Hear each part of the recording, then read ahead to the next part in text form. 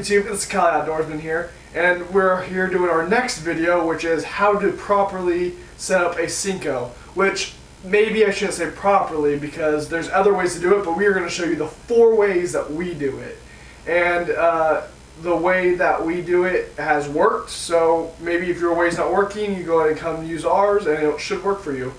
These little plastics are great confidence builders, so we use them quite a bit just when we're new places, and a lot of other fishermen do too.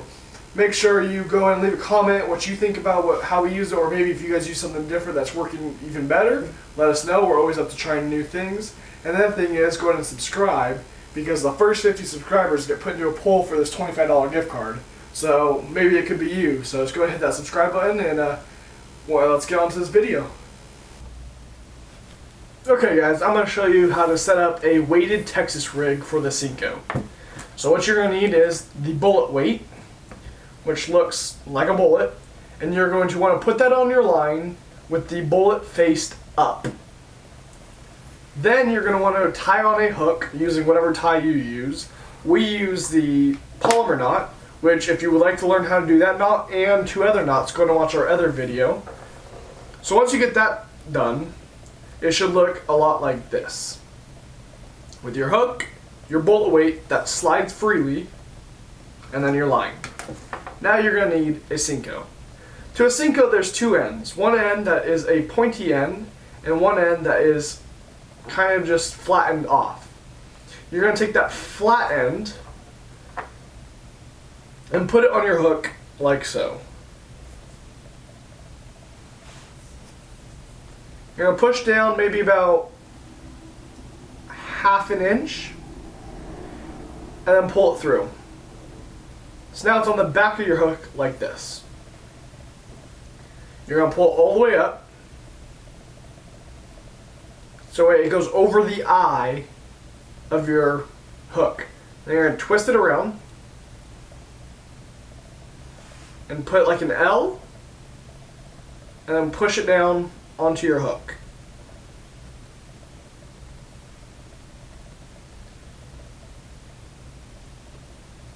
You then pull this like that, so now it's straight. For the hook, if you're working in an area that doesn't have a lot of grass, or it's just like kind of like a lake that's just water, it's okay to show your hook a tad off the top. So when you hook set, it goes in. But if you're working in a spot that gets grass and you can get snagged a lot, or you're getting snagged a lot, go ahead and put the hook back inside the Senko like that, and you won't get caught as easily. So when you're done, it will look a lot like this. The back is okay to be showing, and it will look like that. Now the second way to do a Senko is without the weight, and this is called a weightless Senko Texas rig, and we're going to do that. And that works well in ponds and shallow waters. That's how we do it, and now we're going to go off to make. Alright guys, what's up? Today I'm going to show you the most fire pond bait there is out there. When you're going to a new pond and you want to see just a normal, and you want to just catch a bunch of numbers, this is the greatest bait for it. This is the wacky rig, and what you're going to want to need for what I use are O-rings. The link will be in the description for these. You could get 100 of these for about like $6 to $8 maybe. But you're gonna want the wacky rig tool for at least this way. Now you're gonna want to attach your O-rings, and then simply screw them on. Now once that's screwed on, it's a little tough, but you're gonna slide all your O-rings over here. Now once they are together, once they are all together like that, you're going to take your what is your best Senko. Now some people put it halfway to where in the water it'll float down like this. I like it when it's a little offset, This provides a little bit different of an action, something the fish may not see before. So you're going to take a little off, and then you're simply going to just pop that on right there. Now, when you're taking your hook, it's a little off that way, and I like it going straight out. So what I do is I simply take a second O-ring and just pop that sucker. But it's tough to get it at first, but you're gonna pop it, and now it's going to be like this. There's gonna be back to back. It's going to be just like this. You're going to take one O-ring and you're going to slide it over the top to where it creates an X. An X, about 1 to 2 X's, just one maybe. About 2 X's. Now you are going to take you don't really want to use like a 4/0 hook for this. You kind of want to use a drop shot hook, so like a 1/0, little 1/0.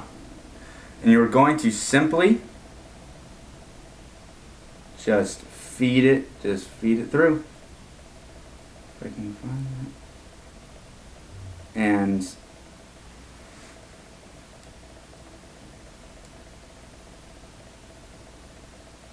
right there. Just like that. So now it's in the water. Fish can grab onto all that. It's a little off to the right, but that's okay. If you can go to the left a little bit more, even better. Now I'm going to show you the second way to do it if you don't want to spend the money. And sometimes with these you can buy like a little 1/0 weighted. That's if you're kind of fishing a little deeper pond and the action is just greater. That's all it is. The action is just greater. And if you don't want to buy O-rings, it's all good. Just simply pull right through the middle. Put it right through the middle.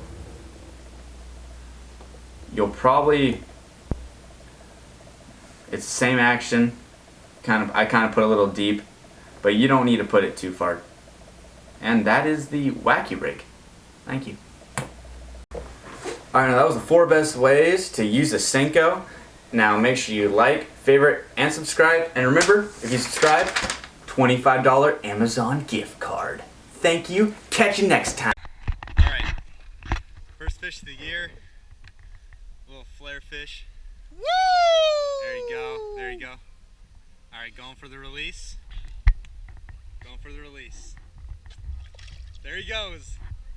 Play in shallow waters. That's how we do it. And now we're gonna go off to McKay to see how to do the wacky rig. Wacky rig? Wow. 2 different ways.